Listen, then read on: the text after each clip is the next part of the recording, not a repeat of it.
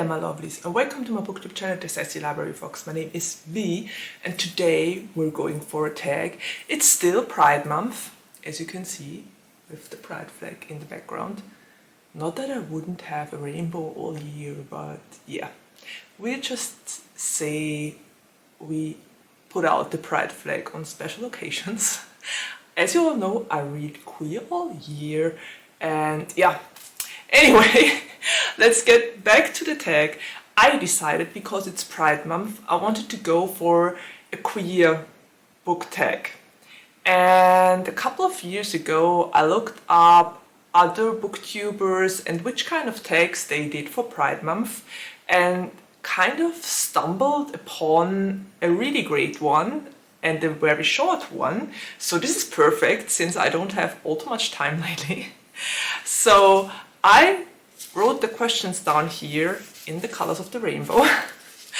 And it is the queer book tag. And I found it through Ellie at Bibbidi Bobbidi Books, because she did it, I think, 3 years ago. And then I followed the original link and listened to the original video. And then I was tagged, after leaving a comment, by the creator herself. So thank you for tagging me. And the creator of the queer book tag is Skim with Steph. So I decided I wanted to go for another queer book tag this year. And this one just seemed to be perfect. Also, it's just 5 prompts long, so really it couldn't have been any better for the little amount of time I have right now. And yeah, without further ado, let's just do this. I got my coffee at the ready. I got all the questions, my hand-feet coordination, handbook, hand cheat sheet coordination, whatever. Still isn't the best, but I'm working on it, as you all know. Okay, so let's do this with the colors of the rainbow. And the first question is, oh yeah, I should tell you that the questions start with the words from queer. So we have a Q, we have a U. Yeah, you get the idea. Okay, so the first question or prompt is quick. Choose a short read. And I think I might go with What Moves the Dead by T. Kingfisher here, because this book is about 160 plus pages. It's really a short one, but it packed such a punch and it was great. I'm honestly in awe of T. Kingfisher's talent to convey an atmosphere, a story, and the characters in such a short span. I mean, that's not a lot of pages, and some authors fail to write great stories with even more pages at their disposal. So this is amazing. I loved it so much. And what it is about, What Moves the Dead, is basically about Alex Easton. Alex Easton is non-binary. I think in the book they have other pronouns. I think they have can or something like that as pronouns. It's been a while I read it, but they use other pronouns than they, them, for the sake of doing it easier now, because I can't exactly remember the pronouns. I will just say they, and I hope nobody will get offended by this. So yeah, Alex Easton is or received a letter from Madeleine, and Madeleine lives in some sort of huge manor, castle, whatever, and apparently she is very sick and close to dying, and Alex decides to visit her. And when Alex gets there, it becomes very clear that Madeleine really is kind of wasting away, but nobody knows which mysterious sickness got a hold of her. And her brother Roderick is talking about strange things and happenings, and the atmosphere of this book was so great. And Alex, thankfully Alex isn't alone. Mrs. Potter, who is a botanist, I think, and the doctor of Madeleine that tried to help them, solve that case. It's basically a retelling because it's based on The Fall of the House of Usher by Edgar Allan Poe. I loved it. It was so great. The atmosphere was amazing. It was really spooky and creepy. And as I already said, it's not easy to write an atmosphere like that in just a couple of pages. So kudos to T. Kingfisher for actually pulling that off. I loved it, and yeah, this would be a very quick and fast queer read. Okay, next one, Uplifting. Choose a happy book. I'm gonna take a sip here because I need it. June so far hasn't been any less stressful than May. So here goes my hope that summer will be more quiet. Anyway, Uplifting, a book or a happy book at that. Well, I think I might go with Red, White and Royal Blue here by Casey McQuiston because it's honestly the most uplifting and happy and adorable book, queer book, I know that gives hope, especially in times like these. It's so refreshing and good to read about a prince or the Prince of England and the first son of the president to fall in love. So yeah, this book is so wholesome and so sweet, and it ends on a happy note, and quite honestly, I think we need more books like that. I read a lot of LGBTQIA+ books, and many, even though they have also a happy message and celebrate representation and diversity and joy, a lot of them have very serious topics. So it's not easy to find books that really just are happy, if that makes sense somehow. Yeah, I will go with that one because this is great. I mean, Alex is the first son and he is in some sort of, I don't know, you can't really say, it's like animosity between him and Henry at the beginning because he thinks he's a stuck-up prince, and then there happens something that might escalate the relationship between America and England. So the two boys, the prince and the first son, are forced to make appearances together and to claim that they are good friends and that it was just a joke.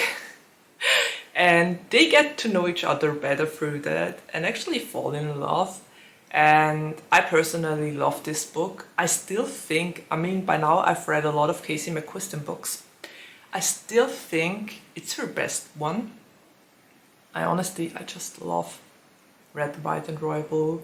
And none of the other books could get quite as close to the perfection that's this one.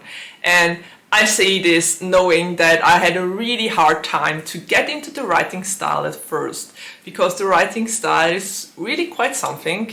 You gotta get used to it, but once you manage to do that, it's amazing. I loved it.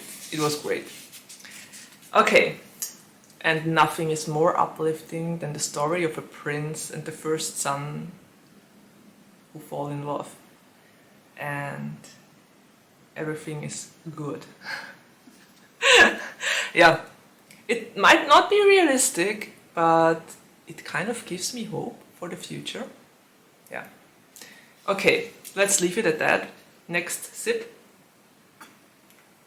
Next letter. Empower. Choose a book with representation of your identity. Okay. Now you would have to assume that one book would be enough and would suffice, but unfortunately, nope. I'm part of the LGBTQIA+ community. I know all the different gender identities, all the sexualities you can have. And quite honestly, by now I pinpointed it very clearly for myself, but it's impossible to find a book that would cover all. So I decided I would just throw in 4 books that represent at least parts of me. And if you put them all together, you might be able to guess my identity. It's a fun game. I think if you want, you can even write it down in the comments and tell me what you think. I will just give you the book titles and the author, and you can make up your mind. So, first book is The Impossible Boy by Anna Martin. Second one is Hell Followed With Us by Andrew Joseph White. The third one is Solitaire by Alice Oseman. And the last one is The All for the Game series by Nora Sikevich. Yeah, and now you can guess. I wonder if you will be able to guess it. It could turn out to be a fun game. I think, yeah, characters in the book have this identity representation. That's all I will tell you. It's up to you. It's gonna be fun. I know it. I'm looking forward to the comments I might get, if I will get any. But it'd be fun if I could read what you think about it. Yeah. Okay, enough said. Another sip, another letter. Educate. Choose a non-fiction book. This one was tough because, quite honestly, I don't read a lot of non-fiction. If I do, it's mostly about a certain topic, like psychology for dummies, or things like that, or history, or I don't know, geography. But rarely I read queer non-fiction. I might have to change that, because this book has been on my to-be-read for ages, and it's All Boys Aren't Blue by George M. Johnson. And I heard that it's autobiographical, and it's about the life of Johnson and about the childhood, youth, growth, adulthood, but also it plays apparently in New Jersey and Virginia. I wrote it down here. And the topics it tackles are gender identity, family, consent, black joy, and a lot of other themes that sound really interesting. And I heard people rave about this one for ages. I still didn't get to read it. I don't think my library has it. When it comes to autobiographical things, and especially queer books, it's not that easy to find books in the library. But if I don't find it, I might just buy it, because I've been curious about that one for years now. And so many people loved it and said that it is a great book with interesting topics. So yeah, I hope I will get to that one day. It's just so hard to get into nonfiction. I'm not a person who likes to read autobiographies because, yeah, I don't know. I'm more home in fantasy and fiction and young adult, and yeah, it's just the way it is. I think it's due to me being a mood reader, and a mood reader that wants to read something that's different than real life. So memoirs and autobiographical things aren't exactly the kind of books that would be able to get me into another world, if that makes sense. I hope it does. Okay, last sip. Last letter. Recent. Choose a recent acquisition or publication. And I could have picked that out from my shelf here, but I just leave it at that. I really need to sort my shelves. I didn't do that for a very long time. I'm just dusting them off and try to keep everything in order, but I really should get rid of a couple of books in here. Maybe I will consider making a giveaway soon. I don't know. I need to find a day first on which I will sort through my personal library. But until then, we are talking about a recent acquisition, and that would be The Golden Raven by Nora Sakavich, which is the 5th book in the All for the Game series. I can't believe Nora just went for another trilogy about Jeremy and Sean. I just can't. I'm so happy about that. You know how much I love the All for the Game series. And to get 3 more books, and probably if Nora's teasing on Tumble is true, we might even get a Kevin Day duology, and I can't wait for this, honestly. I just need to get over procrastinating and actually pick up the new books, because so far they were just standing on my shelves and I haven't read them yet because I'm scared. I want to read them so badly. I want to get to the Golden Raven so badly, but once I read it, it will be over. And then there will be reread after reread. And to read a book for the first time is something really special. It's on the same page as finding out your identity and uncovering all the parts of the LGBTQIA+ community you belong to. Yeah. I think people that had their coming out and realized things about themselves will know what I'm talking about. It happens once and it's a revelation, and the same goes for the books. You can read it 100 times, again and again, but nothing will beat the experience of reading it for the first time. Okay, anyway, those were all the prompts, and we spelled out the word queer by now, so that's great. What else? I would really love to see some of you do this tag. I'm not going to tag anyone for this one because I was kind of indirectly tagged for a comment, but if you want to do this tag and if you need something for Pride Month, then please just do it, and please link me in your description box so that I can watch your video and which books you chose for all the prompts. And well, I think that's it. We're already at the end of my video.